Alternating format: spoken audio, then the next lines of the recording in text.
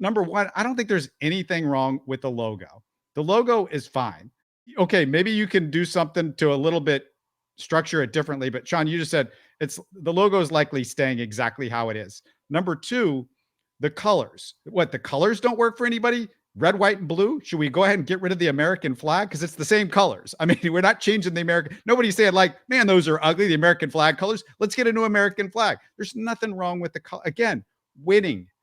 If you're winning, it doesn't matter. And as far as the uniform is concerned, the uniform, oh, it's plain and whatever. You know what's plain? Every classic uniform in sports is pretty much plain. The only thing in sports that I think is kind of cool that's not plain is the Astros Tequila Sunrise. We should be seeing a lot more out of Astros games as far as on the field, not in the stands, because we see plenty of it in the stands.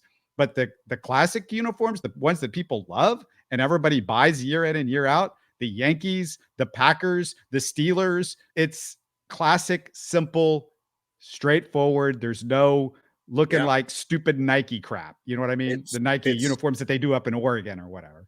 You're right. You're right. I mean, and the Texans haven't changed their uniforms since day one. It's been exactly the same. They've had obviously color rush since the NFL started doing that. They've had alternate jerseys since the NFL started allowing teams to do that. What I learned is NFL teams are allowed up to 4 different uniforms: a home, away, an alternate, and a color rush. And NFL teams don't have to choose to do any of that. They can just have a home or an away. And I think maybe they have to have like an alternate, but I'm not sure to what extent.